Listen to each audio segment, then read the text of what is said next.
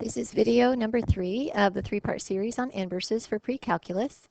And before we start, we're going to review the main ideas from parts 1 and 2. Key point number 1 is inverses have x and y coordinates switched.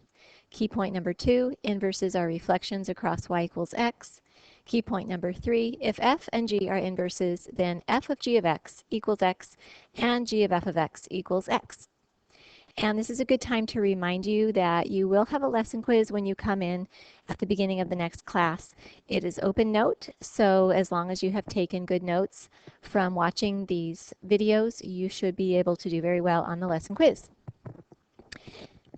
In this lesson, or this video, we're going to just do some practice problems. So I recommend that you look at the practice problem, you pause the video, you work it out yourself, and then you resume the video and compare what you did to what I do and make sure you're doing it right.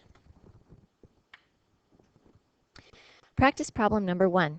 We're given a set of points called A, and we're going to find the inverse of A, answer the question, is A a function? Answer the question, is the inverse a function? And answer the question, should we call the inverse A inverse? So pause and work that out.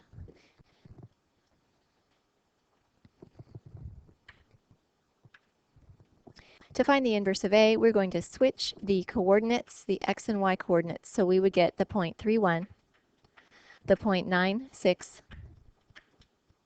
the point 1, 0, the point 9, negative 3, and the point 90, 12. Is A a function? When you look back at A, do you see any x values that have multiple y values? We do not, so A is a function.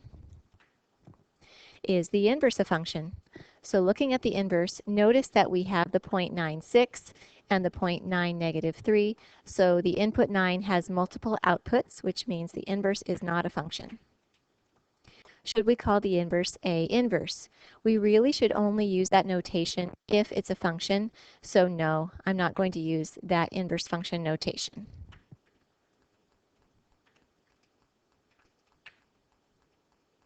Okay, let's take a look at practice problem number 2. Sketch the inverse of the graph shown and answer the questions, is f of x a function and is the inverse a function? Okay, pause the video and try this yourself. To sketch the graph, I would like to start by putting in the line y equals x,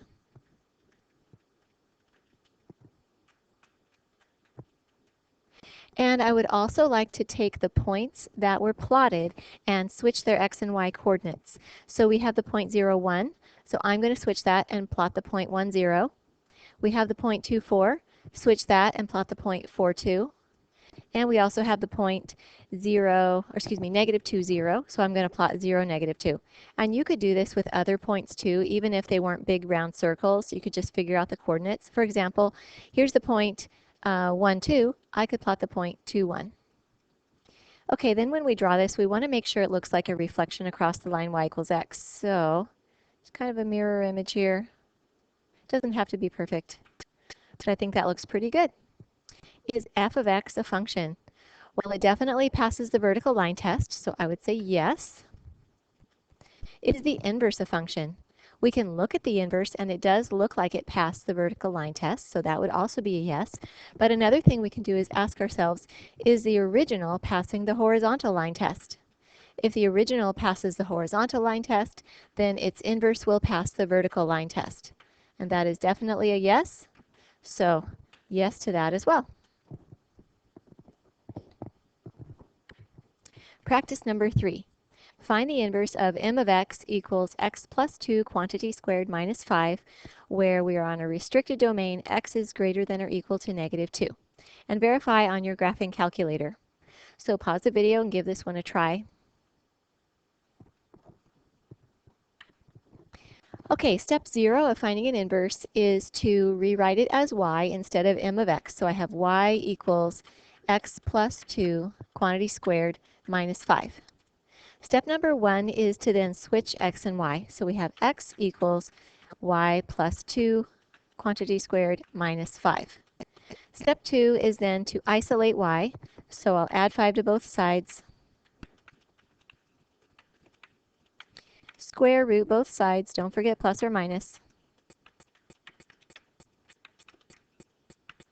And then subtract 2 from both sides.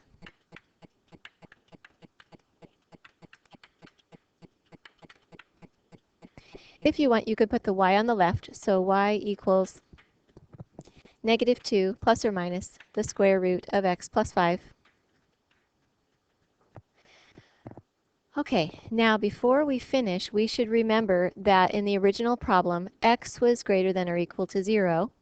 And so for the inverse, we need it to be y is greater than or equal to 0. Excuse me, not 0, negative 2. Y is greater than or equal to negative 2. So do I keep the plus or do I keep the minus to make it always greater than or equal to negative 2? Negative 2 plus something would definitely be greater than or equal to negative 2, but negative 2 minus something would make it less than or equal to negative 2. So keep the plus, eliminate the minus, and you get y equals negative 2 plus the square root of x plus 5. And then step number 3 is to rename it.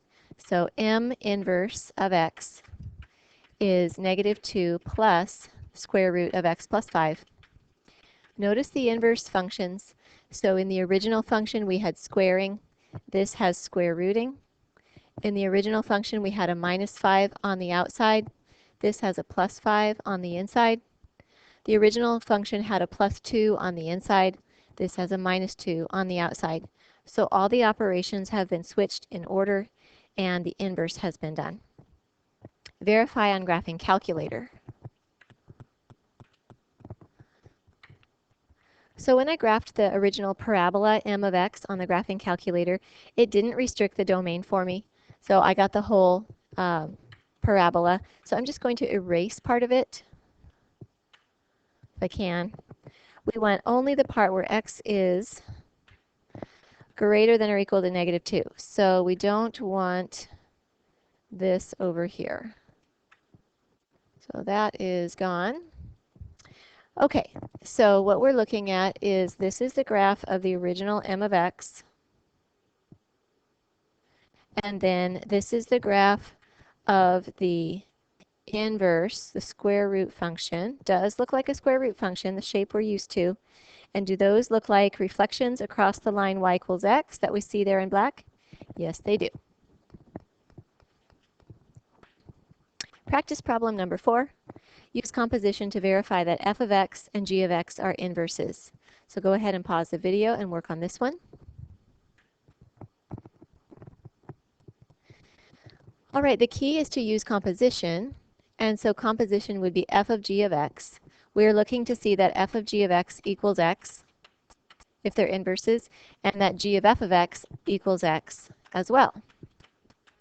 So f of g of x would put g on the inside, so that would be 3 times, here's g, 1/3 x plus 1/3, and then minus 1 to finish off the f function, and distribute the 3, and combine the like terms, and we do get x. G of f of x, we're putting f of x on the inside of g, so we have 1/3, and then here's f. And then finishing off g, we need to add the 1/3. Distribute the 1/3, and then combine the like terms, and we get x. So there's our verification or our proof that these are inverses. You can also see you have a multiplied by 3 in one of them, a divided by 3 in one of them. You have a minus 1, and in this one, if I was to factor out the 1/3, you would see a plus 1. So a minus 1 for f, a plus 1 for g, a multiply by 3 for f, a divide by 3 for g. So that feels like inverses to me. All right, that is the end of your practice video.